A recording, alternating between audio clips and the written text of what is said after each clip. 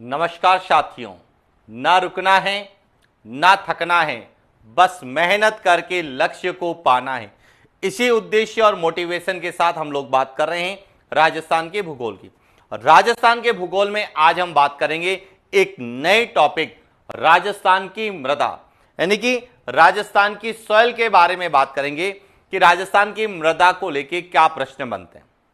तो मृदा को लेके यदि हम अध्ययन करते हैं तो हमें मुख्य रूप से मृदा के संबंध में जो पढ़ना है, सबसे पहले मृदा क्या होती है, मृदा की क्या प्रकृति होती है, मृदा का निर्माण कैसे होता है और मृदा का निर्माण होने की प्रक्रिया को क्या कहा जाता है, यानी कि मिट्टी और उसकी क्या विशेषता है, पहले हम उसके बारे में पढ़ेंगे।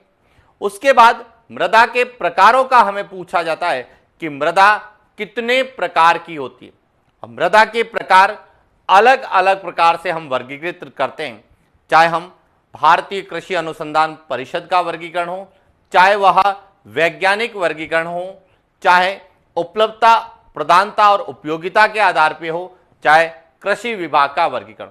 तो सबसे पहले हम मिट्टी के बारे में पढ़ेंगे और उसके बाद मृदा के वर्गीकरण का विस्तार से अध्ययन करेंगे और एक एक मृदा को हम विस्तार से पढ़ने वाले हैं। तो देखिए, सबसे पहले हम शुरुआत करते हैं मृदा के बारे में, सॉइल के बारे में।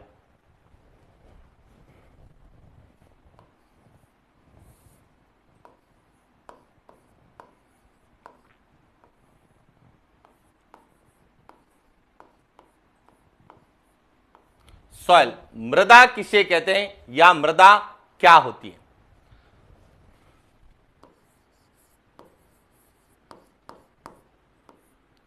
पृथ्वी की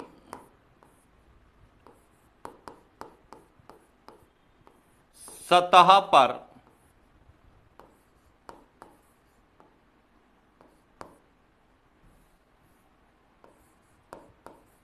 पाए जाने वाले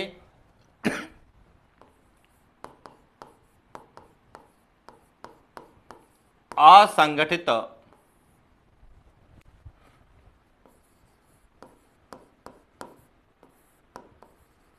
कणों का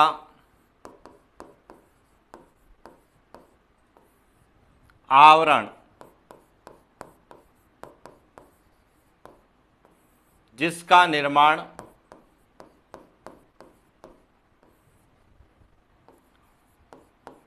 भौतिक,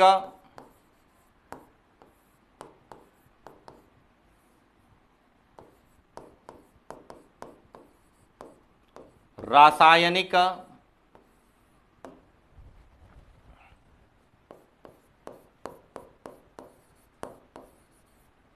जैविक,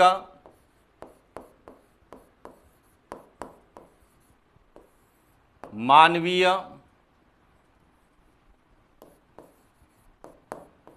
क्रिया तथा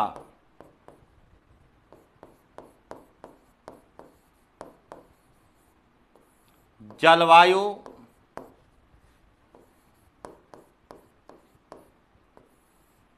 परिवर्तन के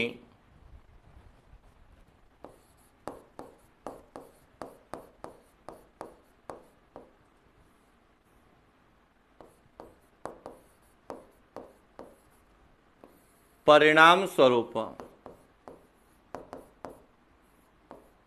हुआ है मृदा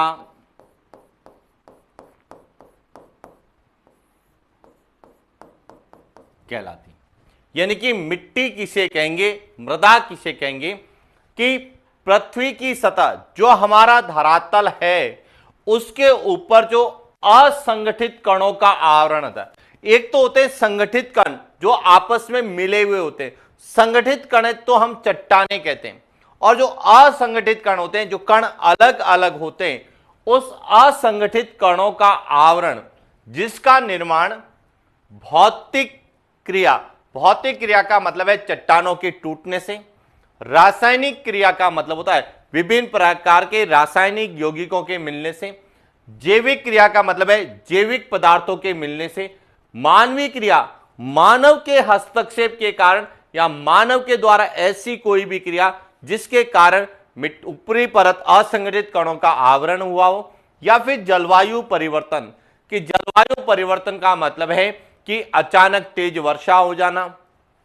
तो इन सभी के परिणाम स्वरूप जो पृथ्वी के ऊपर असंगठित कणों का आवरण बनता है उसे हम क्या कहते हैं? मृदा कहते हैं।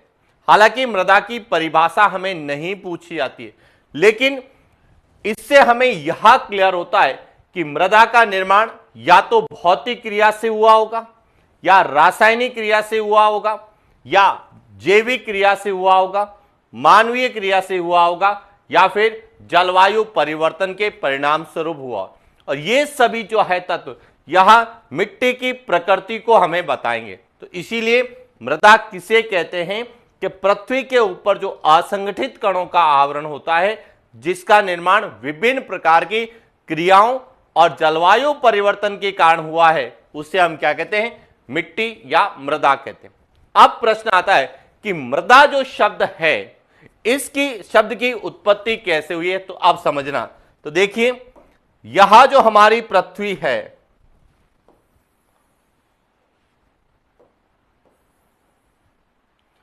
यहां पृथ्वी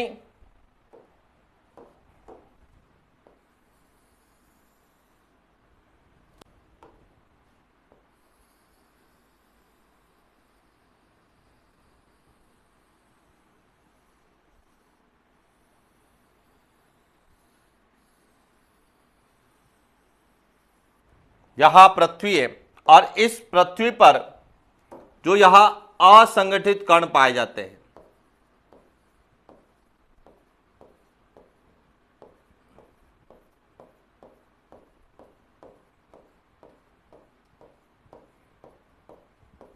इस असंगठित कणों के आवरण को हम क्या कहेंगे?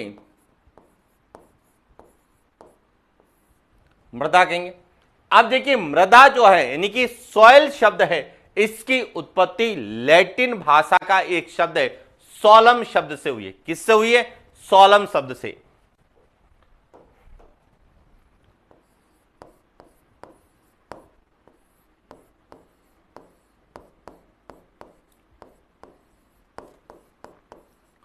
शब्द की उत्पत्ति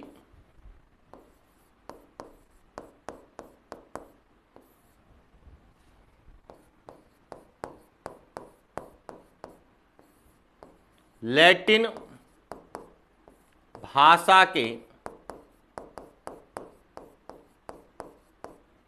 सोलम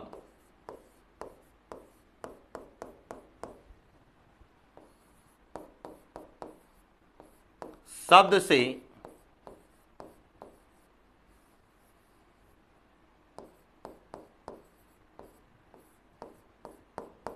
तो आपसे पूछा जा सकता है कि मृदा जो शब्द है वह किस भाषा से बना है? तो लैटिन भाषा से बना है। और लैटिन भाषा के कौन से शब्द से बना है? सोलम शब्द से बना है। और सोलम शब्द का अर्थ होता है, यानी कि सोलम शब्द का शाब्दिक अर्थ होता है फर्श।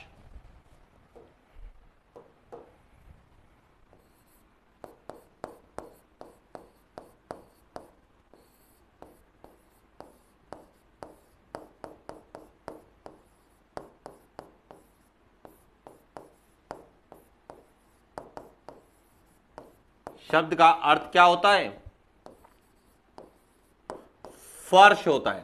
तो जिस तरह से फर्श होता है, उसी प्रकार मिट्टी भी धरातल के ऊपर एक असंगठित कणों का आवरण या फर्श होता है। इसीलिए हम कहते हैं कि मृदा जो शब्द है यहां लैटिन भाषा के सोलम शब्द से बना है।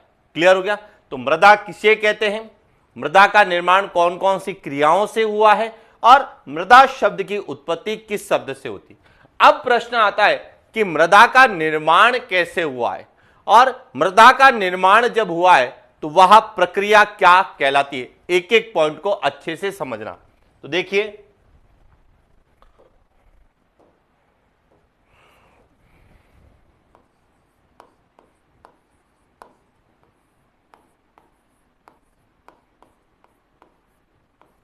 सॉइल, मृदा का निर्माण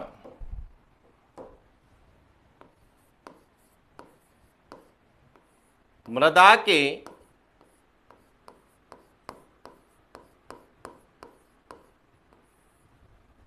निर्माण के लिए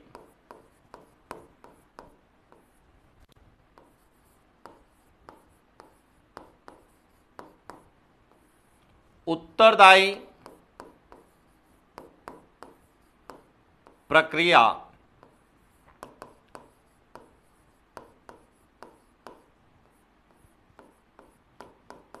अपक्षरण है। यानी कि मृदा का जो निर्माण है वह किस प्रक्रिया से हुआ है? अपक्षरण, जिसे हम वेदरिंग कहते हैं। क्या कहते हैं?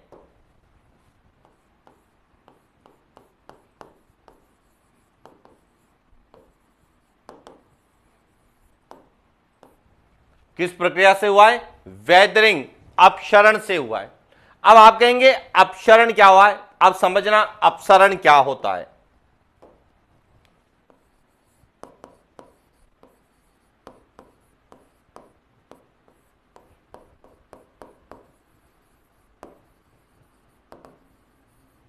वेदरिंग,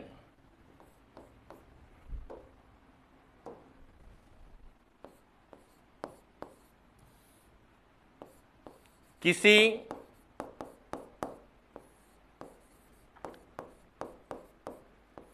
चट्टान का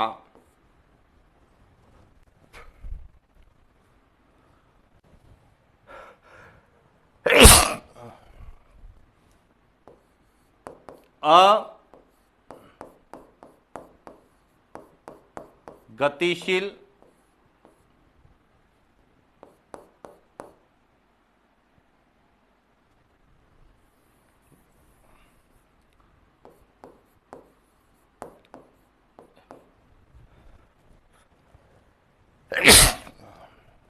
स्थिर अवस्था में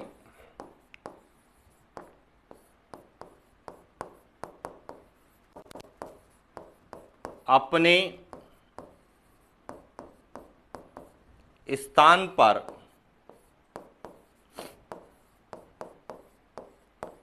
विखंडित होने की प्रक्रिया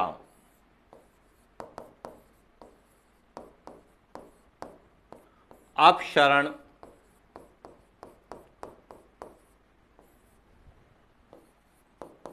कहलाती है। यानी अपक्षरण क्या होता है कि जब कोई भी चट्टान है, जैसे एग्जाम्पल के रूप में यहां कोई एक चट्टान है,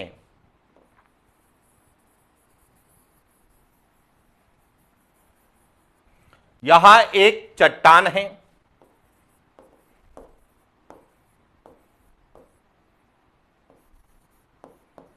और यहां जो चट्टान है अपनी जगह पर स्थिर है और यहां किसी भी कारण से वहां भौतिक क्रिया हो सकती है, रासायनिक क्रिया हो सकती है, मानवीय क्रिया हो सकती है, जलवायु परिवर्तन हो सकता है, किसी भी कारण से यदि यहां अपने स्थान पर ही क्या हो जाती है? विखंडित हो जाती है। विखंडित होने का मतलब है टूट जाती है। इस तरीके से यहां अपने स्थान पर ही टूट जाती है।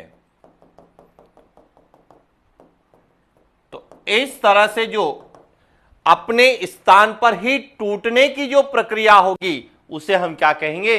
अपक्षरण, वेदरिंग कहते हैं। तो अब मिट्टी जो कि असंगठित कणों का जो है परिणाम है या असंगठित कणों का आवरण है, तो जब चट्टानें टूटेगी तो असंगठित कणों का निर्माण होगा। तो जब चट्टानें अपने स्थान पर ही टूटेगी तो उसे हम अपक्षरण कहेंगे और अपक्षरण से जो असंगठित कण बनेंगे इसे हम क्या बोलेंगे? अपक्षरण के बाद में यहां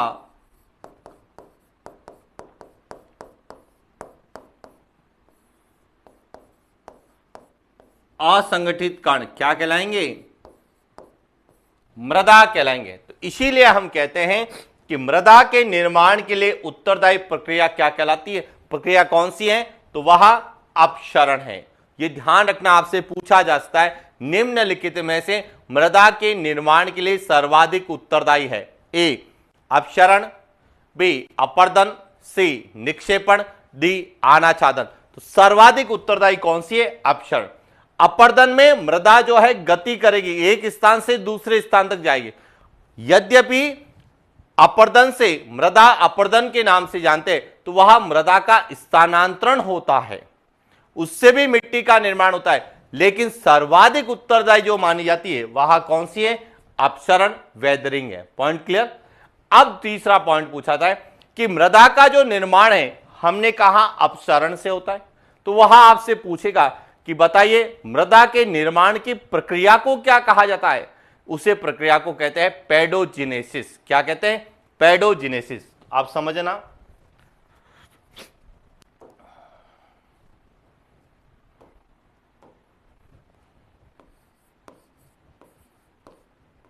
मृदा के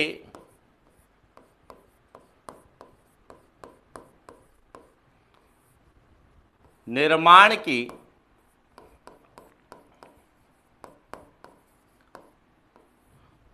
प्रक्रिया को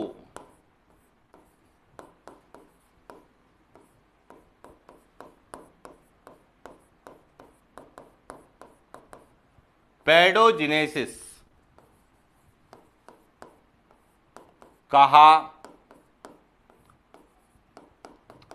ध्यान रखना, मृदा का निर्माण किससे होता है? अपक्षरण से होता है। और मृदा निर्माण की जो प्रक्रिया होती है उसे क्या कहा जाता है? पेडोजिनेसिस कहा जाता है। इसके बाद एक और शब्द पूछा जाता है जिसे कहते हैं पेडोलॉजी,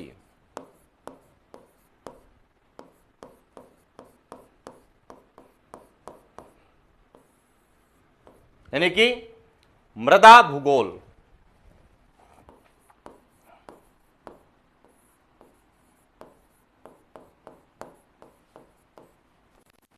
कई जगह मृदा विज्ञान भी लिखा हुआ मिलता है। अब समझना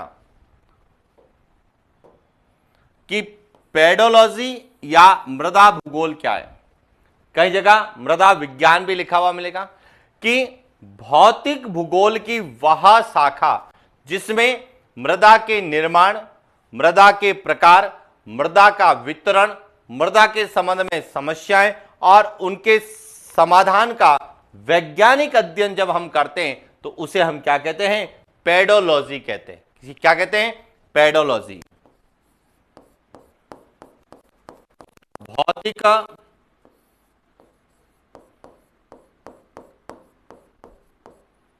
भूगोल की वह शाखा जिसमें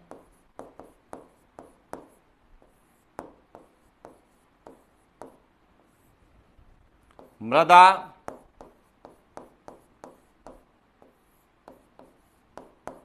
निर्माण की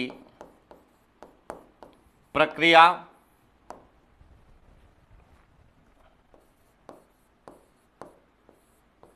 मृदा का वितरण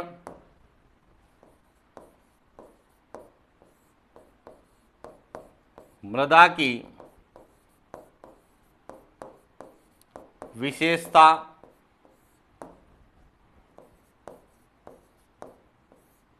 मृदा संबंधी समस्या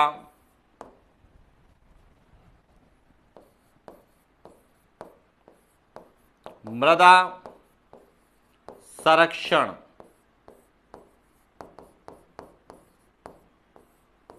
आदि का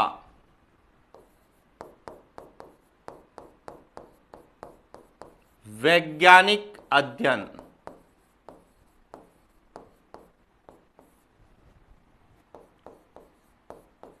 किया जाता है। यानी कि पेडोलॉजी क्या है? आपसे कई बार पूछा जा सकता है कि पेडोलॉजी का संबंध किससे है? तो मृदा के अध्ययन से, जिसमें हम मृदा का निर्माण कैसे हुआ है, मृदा का वितरण किस प्रकार कहां कहां है, मृदा की क्या विशेषताएं हैं, मृदा के संबंध में कौन कौन सी समस्याएं हैं, मृदा का संरक्षण कैसे किया जा सकता है और मृदा के प्रकार, इन सभी का हम अध्ययन जिस भौतिक भूगोल की शाखा के अंतर्गत करते हैं उसे मृदा भूगोल या पेडोलॉजी कहते हैं। कई जगह मृदा विज्ञान भी लिखा जाता है और कई बार विज्ञान की वह शाखा जिसमें मृदा संबंधी अध्ययन किया जाता है उसे हम पेडोलॉजी भी कहते हैं।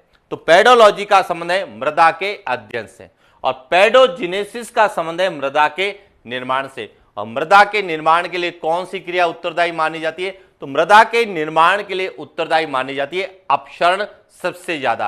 अपर्दन से भी होता है, निक्षेपण से भी मृदा का निर्माण होता है, लेकिन सबसे ज्यादा जो है उत्तरदायी है वह कौन सी है? अपक्षरण। कि जब चट्टानें टूटेगी तो उसके कारण जो असंगठित कणों का आवरण बनेगा और उस कणों का निक्षेप कहीं पर होगा तो निक्षेपण से बनेगी। वहां मिट्टी एक स्थान से दूसरे स्थान पर जाएगी तो मृदा के अपर्दन से भी मिट्टी का निर्माण होता है, लेकिन सर्वाधिक अपक्षरण से, वेदरिंग से होता है। क्लियर हो गया? तो ये तो थी राजस्थान में मृदा की। अब आता है अगला पॉइंट कि मृदा की प्रकृति कैसी होती है। तो बात करते हैं मृदा की प्रकृति की।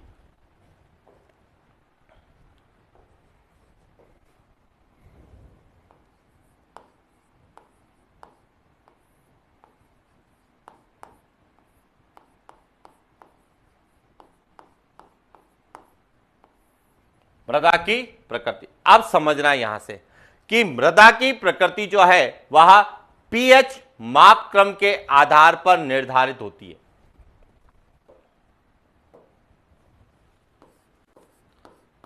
पीएच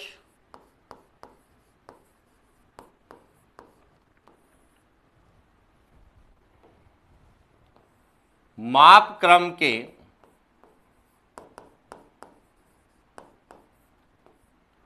आधार पर मृदा की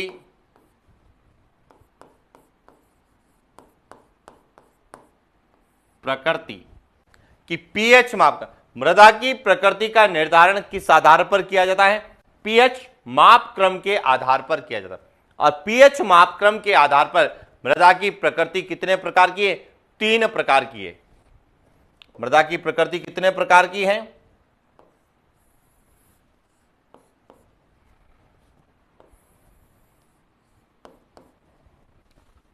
3 प्रकार की। कौन सी? देखिए, एक तो होती है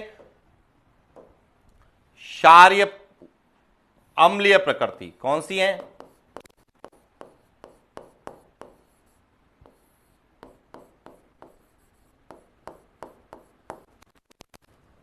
एक होती है क्षारीय प्रकृति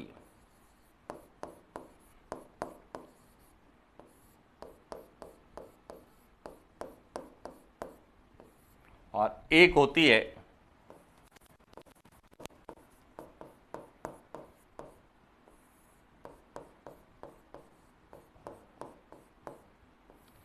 क्या कहें कि पीएच मापक्रम के अनुसार मिट्टी 3 प्रकार की होती है। अम्लीय मृदा, उदासीन मृदा और क्षारीय मृदा। अब देखिए, सबसे पहले अम्लीय प्रकृति की क्या होती है कि ऐसी मिट्टी जिसका पीएच मापक्रम 7 से कम होता है। जो पीएच स्केल होती है उसमें जिस मिट्टी का पीएच स्केल में मान 7 से कम होगा वह कैसी होगी? अम्लीय प्रकृति की होती है। तो ध्यान रखना,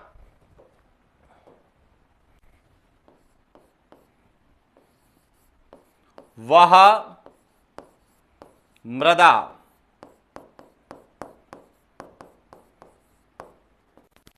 जिसका पीएच मापक्रम 7 से कम होता है, अम्लीय मृदा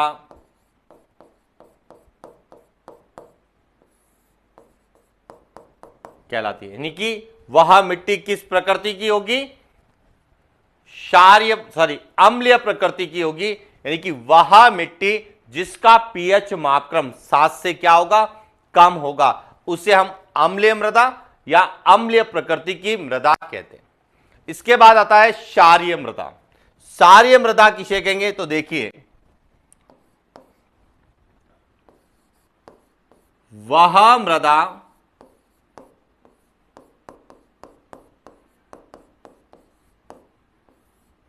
जिसका पीएच मापक्रम 7 से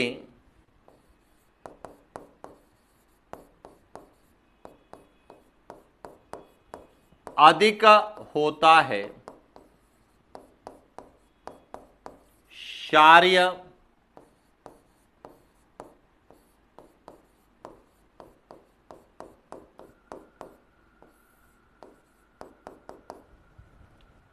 मृदा कहलाती है। यानी कि क्षारीय मृदा किसे कहेंगे? जिसका पीएच क्रम मापक्रम 7 से क्या होगा? ज्यादा होगा।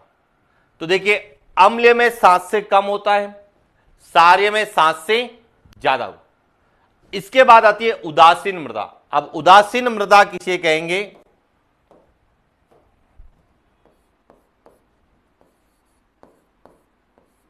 वह मृदा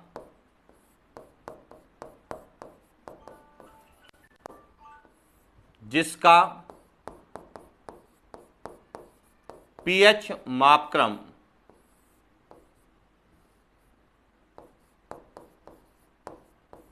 7 होता है,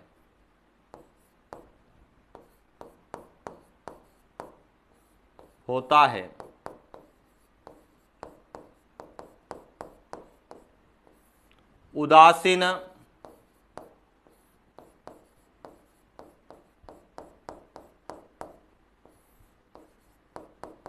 मृदा कहलाती।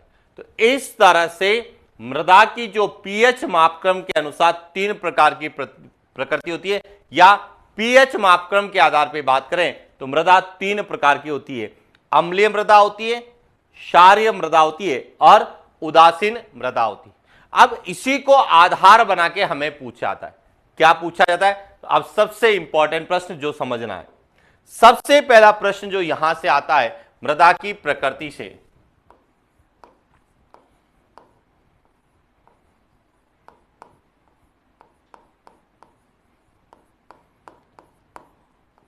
कि जो सबसे उपजाऊ मृदा होती है उसकी पीएच मापक्रम कितना होता है? ध्यान रखना।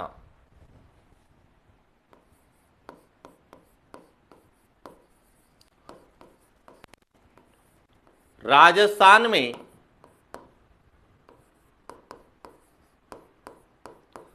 सर्वाधिक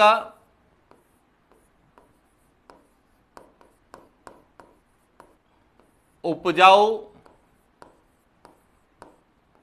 मृदा का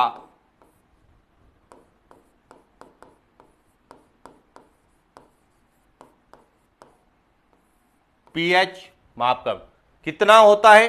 समझना यहां से 6.5 से 7.5 कि वह मिट्टी जिसका पीएच मापक्रम 6.5 से 7.5 के बीच में होता है, वह मृदा सबसे ज्यादा क्या होती है? उपजाऊ मानी जाती है। तो आपसे पूछा जा सकता है कि राजस्थान में सर्वाधिक उपजाऊ मिट्टी का पीएच मापक्रम कितना होता है। दूसरा और सबसे इंपॉर्टेंट चीज यहां ध्यान रखना, कई बार वह आपसे पीएच मापक्रम पूछेगा, कई बार वह इसी कहानी को दूसरे रूप में पूछेगा कि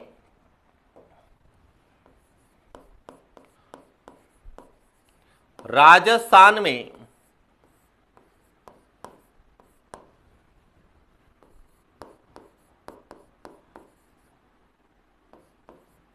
रासायनिक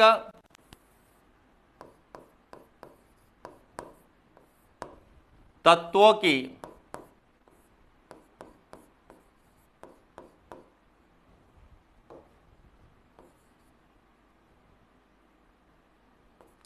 प्रभावशीलता तथा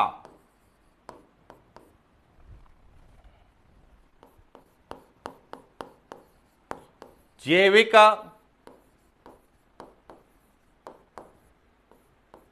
पदार्थों की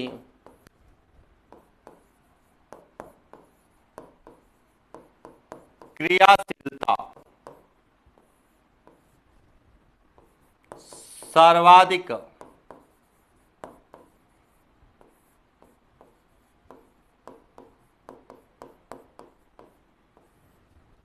उदासीन मृदा में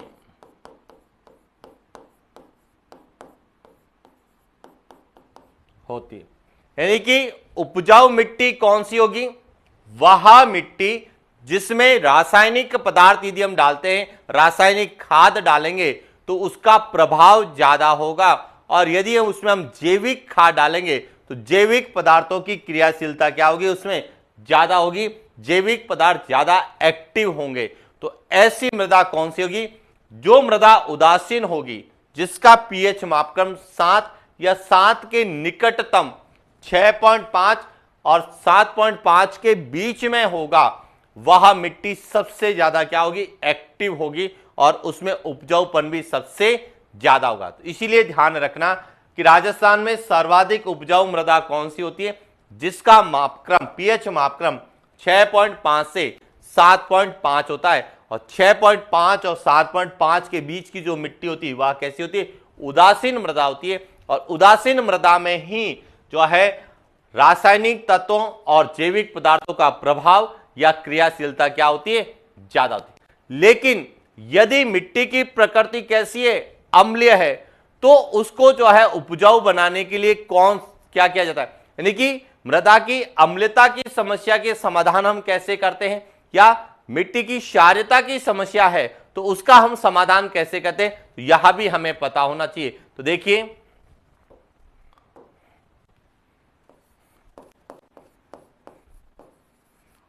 राजस्थान में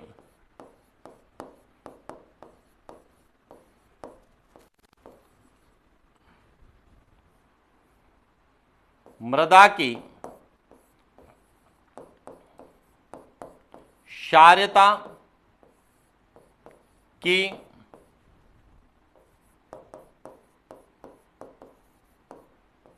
समस्या के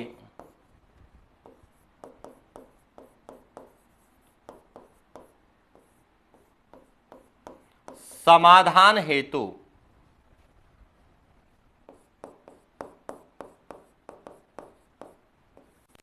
जिप्सम रासायनिक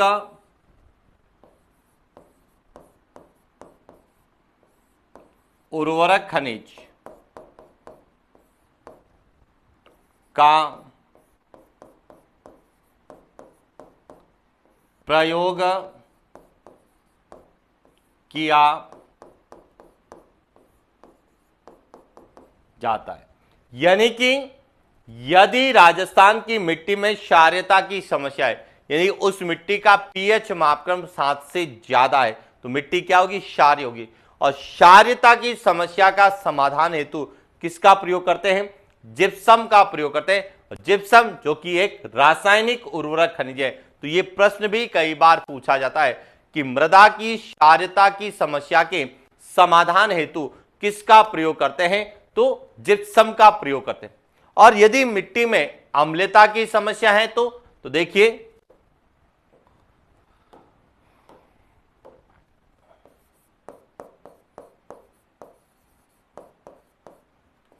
राजस्थान में मृदा की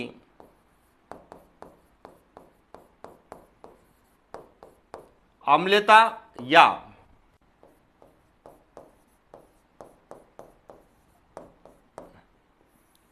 लवणीयता की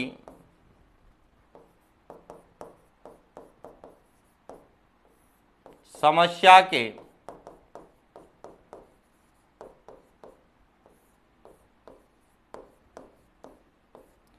समाधान हेतु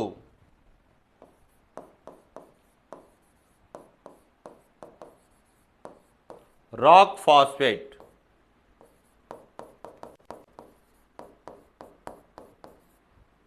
रासायनिक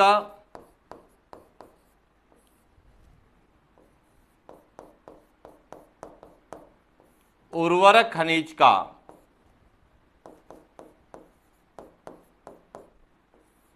प्रयोग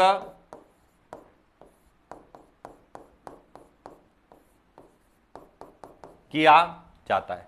तो यह भी पता होना चाहिए कि मृदा की जो प्रकृति है उस आधार पे सबसे ज्यादा उपजाऊ मृदा कौन सी होती है, जिसका पीएच मापक्रम 6.5 से 7.5 के मध्य हो। क्लियर होगा। दूसरा पॉइंट कि राजस्थान में रासायनिक तत्वों की जो प्रभावशीलता है या जैविक पदार्थों की क्रियाशीलता सबसे ज्यादा कौन सी मिट्टी में होती है, तो उदासीन मृदा में होती है, जिसका पीएच मापक्रम 6.5 से 7.5 के मध्य होगा। उसमें क्रियाशीलता और प्रभावशीलता ज्यादा होगी, तो वह मिट्टी ज्यादा क्या होगी, उपजाऊ होगी। और तीसरा पॉइंट कि राजस्थान में मिट्टी में या राजस्थान की मिट्टी में यदि कहीं क्षारीयता की समस्या है, यानी कि मिट्टी में क्षारीय पदार्थ ज्यादा है, तो उस क्षारीयता की समस्या के समाधान के लिए किसका प्रयोग करते हैं, जिप्सम का प्रयोग करते हैं। और यह प्रश्न कई बार पूछा गया है। क्या पूछा गया है कि मृदा की क्षारीयता की समस्या के लिए किसका प्रयोग किया जाता है, जिप्सम का प्रयोग करते हैं। इसके बाद मृदा में यदि अम्लता या लवणता है, यानी कि उसका पीएच मापक्रम जो कि 7 से कम है, एसिडिक है या उसमें लवणीय पदार्थ ज्यादा है, तो उस समस्या के समाधान के लिए किसका प्रयोग करते हैं, रॉक फॉस्फेट। और जिप्सम और रॉक फॉस्फेट दोनों में राजस्थान का पूरे भारत में पहला स्थान है। इसीलिए कई बार खनिजों के जो प्रश्न आते हैं तो सबसे ज्यादा अधात्विक खनिजों में जिप्सम और रॉक फॉस्फेट को लेकर पूछा जाता है। और रॉक फॉस्फेट की बात करें तो झामर कोटड़ा उदयपुर सबसे बड़ी खान है, और जिप्सम की एशिया की सबसे बड़ी खान जो कि जामसर बीकानेर में, लेकिन सबसे ज्यादा जिप्सम का उत्पादन गोठ मांगलोद नागौर से होता है, जिसका हम जो है जब खनिजों का अध्ययन करते हैं तो उनमें इनके बारे में हम विस्तार से पढ़ते हैं। तो ये था मिट्टी की प्रकृति। तो अब आपको क्लियर हो चुका होगा जिन पॉइंट पर हमने चर्चा की। सबसे पहला पॉइंट कि मृदा क्या होती है, तो मृदा जो है इस पृथ्वी पर असंगठित कणों का आवरण है। मृदा शब्द की उत्पत्ति किस भाषा से हुई है, लैटिन भाषा से हुई है। किस शब्द से हुई है, तो सोलम शब्द से हुई है। और सोलम शब्द का शाब्दिक अर्थ क्या होता है, तो उसका अर्थ होता है फर्श।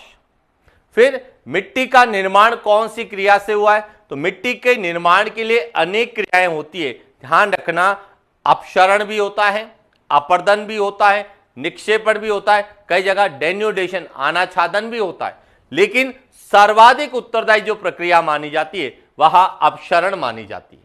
और जो मृदा का निर्माण होता है उस पूरे प्रोसेस को क्या कहा जाता है, तो पेडोजिनेसिस कहा जाता है। यानी कि मृदा निर्माण की प्रक्रिया क्या कहलाती है, पेडोजिनेसिस कहलाती है। और विज्ञान की वह शाखा या भूगोल की वह शाखा, भौतिक भूगोल की वह शाखा जिसमें हम मृदा के संबंध में अध्ययन करते हैं, तो उसे हम पेडोलॉजी कहते हैं। और उसके बाद मृदा की प्रकृति को, मिट्टी की जो प्रकृति है वह पीएच मापक्रम के आधार पर निर्धारित की जाती है। और पीएच मापक्रम के आधार पर मिट्टी कितने प्रकार की होती है, 3 प्रकार की होती है। कौन कौन सी होती है, एक क्षारीय मृदा होती है, एक अम्लीय मृदा होती है और एक उदासीन। और यदि मिट्टी में क्षारीयता की समस्या है तो जिप्सम का प्रयोग करेंगे, मिट्टी में अम्लता की समस्या है तो रॉक फॉस्फेट का प्रयोग करेंगे। और राजस्थान में सबसे ज्यादा जो उपजाऊ मिट्टी मानी जाती है वह उदासीन मृदा मानी जाती है, जिसका पीएच मापक्रम 6.5 से 7.5 के मध्य। तो ये था हमारा आज का सेशन जिसमें हमने मिट्टी के बारे में अध्ययन किया। अब हमें पूछा जाता है मिट्टी के प्रकारों के बारे में। तो देखिए,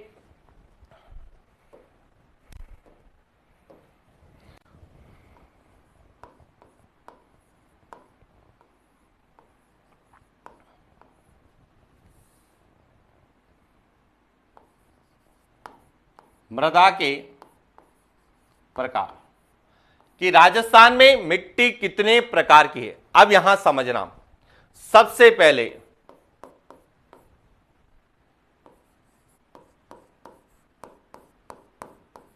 भारतीय कृषि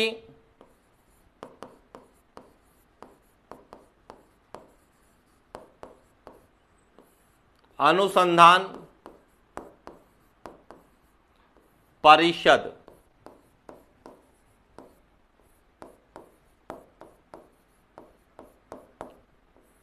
नई दिल्ली के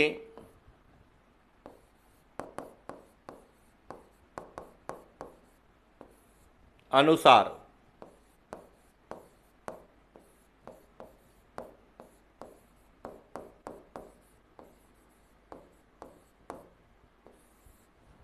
मृदा का वर्गीकरण। एक तो आपसे पूछा जाता है भारतीय कृषि अनुसंधान परिषद जिसका मुख्यालय नई दिल्ली में, इसके अनुसार जो है राजस्थान की मृदा का वर्गीकरण किस प्रकार से किया गया है, या राजस्थान में कितने प्रकार की मिट्टी। तो एक तो हमें ICAR का वर्गीकरण पढ़ना होता है, तो यहां से हमें प्रश्न पूछे जाते हैं, वह मृदा के निर्माण को लेके, उसके विस्तार को और उसकी विशेषता को लेके पूछे जाते हैं।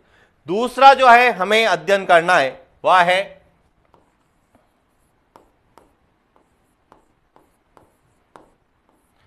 मृदा का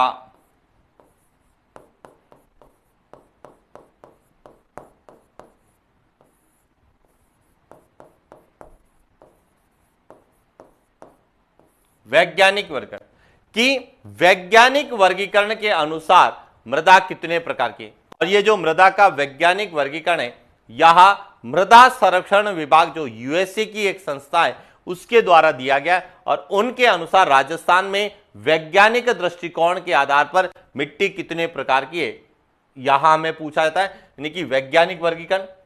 तीसरा जो पूछा जाता है वह पूछा जाता है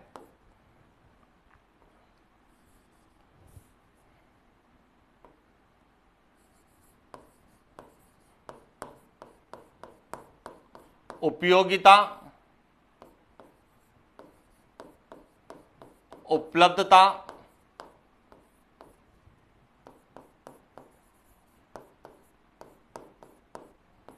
प्रधानता के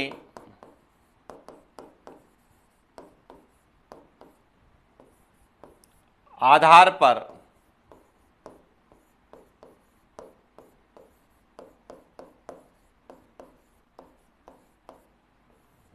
मृदा का वर्गीकरण, कि उपयोगिता, उपलब्धता और प्रधानता के आधार पर राजस्थान में कितने प्रकार की मिट्टी पाई जाती है, यहां से भी पूछा जाता है। और चौथा जो पूछा जाता है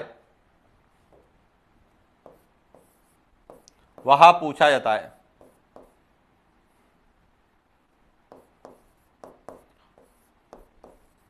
कृषि विभाग द्वारा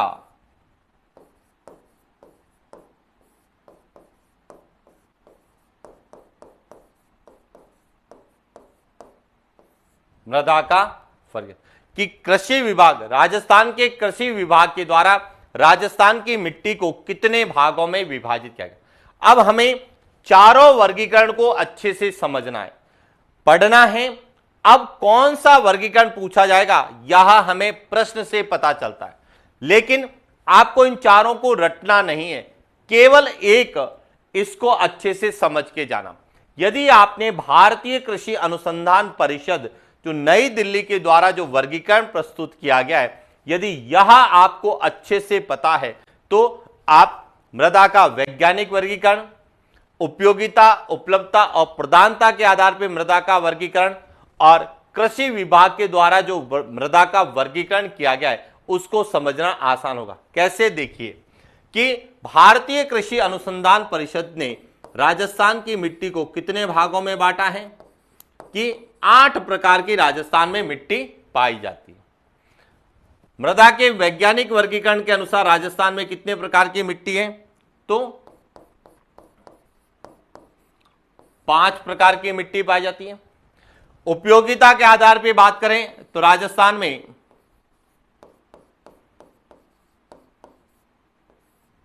9 प्रकार की मिट्टी पाई जाती है, और कृषि विभाग की यदि बात करें तो राजस्थान में 14 प्रकार की मिट्टी पाई जाती है। तो अब हम जो अध्ययन कर रहे हैं, हम केवल भारतीय कृषि अनुसंधान परिषद का जो वर्गीकरण है इसको हम बहुत विस्तार से डिटेल से पढ़ने वाले। और जिन्होंने भारतीय कृषि अनुसंधान परिषद के मृदा के वर्गीकरण को अच्छे से समझ लिया है, उनको वैज्ञानिक वर्गीकरण, कृषि में उपयोगिता, उपलब्धता और प्रधानता और कृषि विभाग के वर्गीकरण को समझना या याद करने में कोई दिक्कत नहीं होगी। और प्रश्न आते ही समझ में आ जाएगा कि यह प्रश्न किस वर्गीकरण से पूछा गया है और इसका सही उत्तर क्या होगा। क्लियर? तो इस तरह से मृदा के वर्गीकरण की जो बात करेंगे वह हम अगले क्लास में बात करेंगे और एक एक जो है वर्गीकरण को हम विस्तार से सिस्टमेटिक ढंग से पढ़ेंगे ताकि मृदा के वर्गीकरण को लेके कोई प्रश्न आए तो हमारा गलत नहीं हो। तो आज के लिए इतना ही, मिलते हैं नेक्स्ट क्लास। मृदा के वर्गीकरण के आधार पे मिट्टी के प्रकारों का हम अध्ययन करने वाले। आज के लिए इतना ही, थैंक यू।